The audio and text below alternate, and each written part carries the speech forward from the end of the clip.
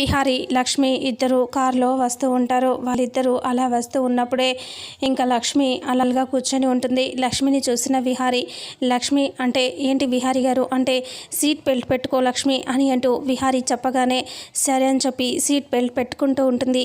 తనకి పెట్టుకోవటం రాకపోవడంతో విహారి ఇలా అంటాడు, ఒక్క నిమిషం నేను పెడతాను అనేసి ఇలా ముందుకు వస్తే ఇక అప్పుడే లక్ష్మికి విహారి ఫేసులు దగ్గరగా అయిపోతాయి. ఇలా తగులుకోవడంతో ఒక్కసారిగా ఇద్దరు ఒకరినొకరు ప్రేమగా అలాగే చూసుకుంటూ ఉంటారు. అప్పుడే చారుకేశవ చాటు నుంచి పక్కని వాళ్ళని చూస్తూ ఉంటాడు. ఇక అలా ఇద్దరు చాలాసేపు వాళ్ళ నాన్న ఫోన్ చేస్తాడు. ఫోన్ రావడంతో ఒక్కసారిగా లక్ష్మి విహారి ఉలిక్కి పడతారు. అప్పుడే లక్ష్మి చూసుకుంటుంది, అయ్యో మా నాన్న ఫోన్ చేసి విహారి ఇప్పుడు మనం అమెరికాలో ఉన్నాము అనుకుంటాడు. ఇప్పుడు ఇక్కడ రాత్రి కాబట్టి అక్కడ పగలు కదా, అందుకనే మనం ఎక్కడికో వెళ్తున్నామని చెప్పాలి. లక్ష్మి వాళ్ళ నాన్న ఆల్రెడీ వీడియో కాల్ చేస్తాడు కాబట్టి ఇక అప్పుడే విహారి ఇలా అంటూ ఉంటాడు. కారులో నుంచి దిగి ఫస్ట్ మనం ఇది డేలో ఉన్నట్టుగా కూడా మనం మార్చొచ్చు వీడియో కాల్ అని అంటూ విహారి లక్ష్మికి చెప్తాడు. వాళ్ళ నాన్నకి మళ్ళీ ఫోన్ చేస్తారు. చేయగానే అప్పుడు ఆదికేశవులు మాట్లాడతాడు. అమ్మ కనకం ఎలా ఉన్నావమ్మా అంటే నేను బాగానే ఉన్నాను నాన్న, మీరు ఎలా ఉన్నారు అని అంటూ అడిగితే మేము బాగున్నామమ్మా అని మాట్లాడతారు. అయినా ఇప్పుడు ఏం చేస్తున్నారమ్మా అని అంటే మేము పార్టీకి వెళ్తున్నాం నాన్న, ఇద్దరం కలిసి ఇక్కడ పార్టీ ఉంది అక్కడికి వెళ్తున్నాం అని అంటూ చెప్పగానే అవునా అని అంటూ సరే వెళ్ళండమ్మా నేను మళ్ళీ చేస్తాను అని ఫోన్ పెట్టేస్తాడు ఆదికేశవులు. అప్పుడు లక్ష్మితో విహారి చాలా సంతోషంగా ఇప్పుడు మీ నాన్నతో మాట్లాడినందుకు సంతోషం కదా కనకం అంటే అవును విహారి గారు అని అంటూ లక్ష్మి చెప్తుంది. విహారి లక్ష్మి కారులో ఎక్కి వెళ్ళిపోదామని అనుకుంటారు. అలా వెళ్ళిపోదామని అనేలోపే విహారికి దాహంగా అనిపించేసి గొంతు పట్టుకుంటాడు.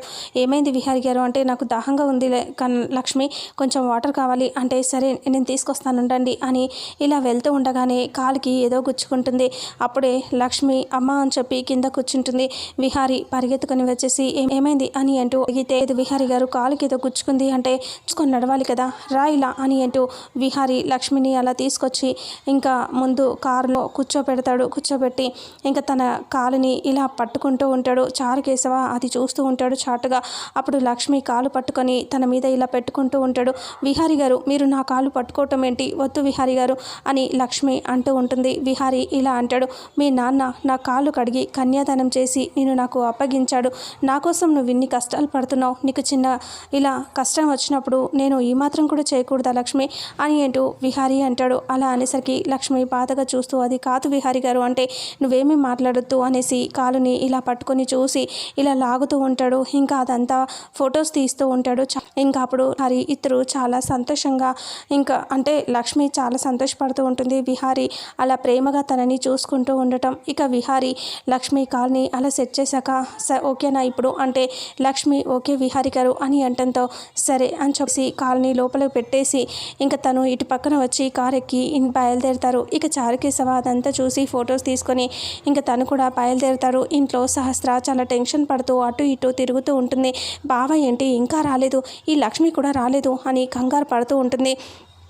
అంతలో అంబిక అది చూసి దగ్గరికి వచ్చి ఏమైంది సహస్ర ఇలా కాలు కాలిన పిల్ల అటు ఇటు తిరుగుతున్నా అంటే బావ ఇంకా ఇంటికి రాలేదు పిన్ని అందుకనే చూస్తున్నాను అని అంటే నేను అప్పుడే చెప్పాను నేను ఆ లక్ష్మిని నమ్మొద్దు, దాన్ని ఎప్పుడో కట్ చేయమని చెప్తే దాన్ని నెత్తిన పెట్టుకొని తిరుగుతున్నావు, ఇంట్లో నుంచి పంపించేస్తే మళ్ళీ తెచ్చుకున్నావు, ఇదంతా చేసావు అయినా నీకు బుద్ధి రాలేదు. ఇప్పుడు చూడు విహారి లక్ష్మి ఇద్దరు ఎలా తిరుగుతున్నారు అంటే పిన్ని నేను ఎందుకు చేశానో నాకు తెలుసు, నువ్వు అనవసరంగా గొడవ చేయకు అని అంటూ ఉంటే మరి ఇప్పుడు ఎందుకు టెన్షన్ పడటం, దాన్ని ఇంట్లోకి తెచ్చుకోకముందు టెన్షన్ పడాలి అని అంబిక అంటుంది. అలా అనేసరికి ఇంకా అప్పుడే అయినా దాన్ని ఏదో ఒకటి చేస్తానన్నావు, ఆఫీస్ పని ఏం చేస్తావు అంటే అదే టెన్షన్గా ఉంది పిన్ని, నేనైతే బాగానే చేస్తాను నా నమ్మకం ఉంది అంటే ఒకవేళ నీకంటే లక్ష్మి గెలిస్తే ఏం చేస్తావు అంటే దాన్ని అలా గెలవనివ్వకూడదు, నా మీద అది గెలవకూడదు, ఓడిపోవాలి అని సహస్ర అంటుంది. ఇంకా సరే నేను అది ఎలా దాని ప్రజెంటేషన్ ఇవ్వకుండా నేను చేస్తాను, నువ్వు చేయాల్సింది నువ్వు చెయ్యి అని అంబిక అంటే సరే పిన్ని అని అంటుంది. అంతలో పద్మాక్షి అందరూ వచ్చేస్తారు.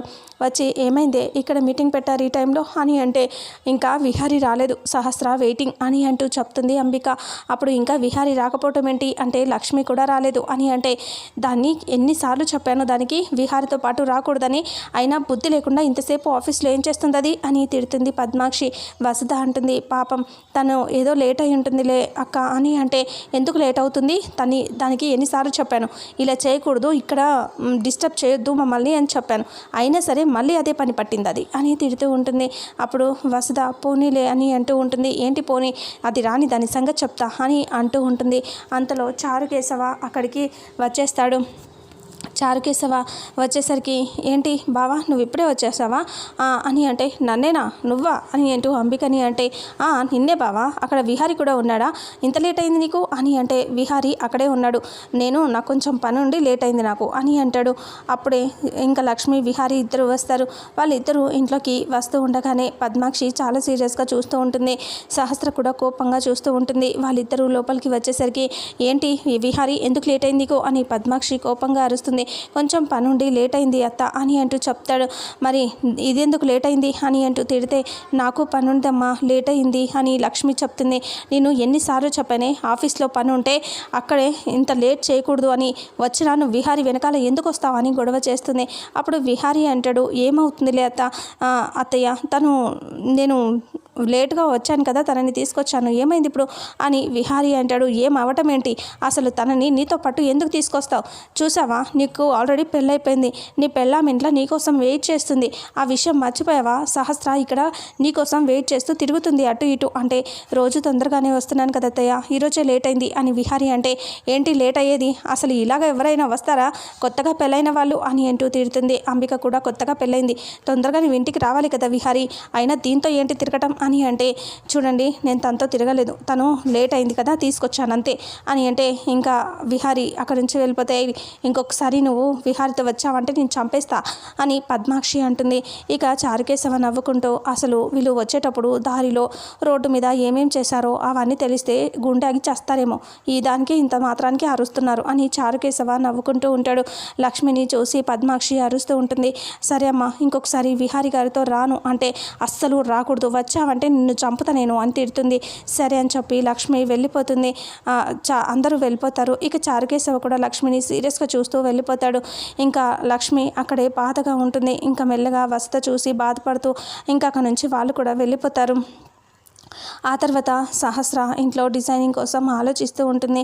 అప్పుడే విహారి వచ్చి, ఏం చేస్తున్నావు సహస్ర అంటే, ఏమీ లేదు బావా, నీకోసమే అంటే మన వర్క్ కోసం ఆలోచిస్తున్నాను అని అంటే, ఓ అవునా అంటే, ఈరోజు నేను డిస్టర్బ్ చేయొద్దు బావా, నేను వర్క్ చేస్తాను అని అంటే, సరే నువ్వు చేసేది కంపెనీ కోసం అంటే, కాదు బావా నీకోసం అని సహస్ర అంటుంది. ఏంటి నా కోసమా అని విహారి అంటే, అంటే నీవు మన కంపెనీ అంతా బాగుండాలనే కదా అని అంటూ ఆ తర్వాత ఇంకా సహస్ర అలా సిస్టంలో చూస్తూ చీరలు చూస్తూ పనిచేస్తూ ఉంటుంది.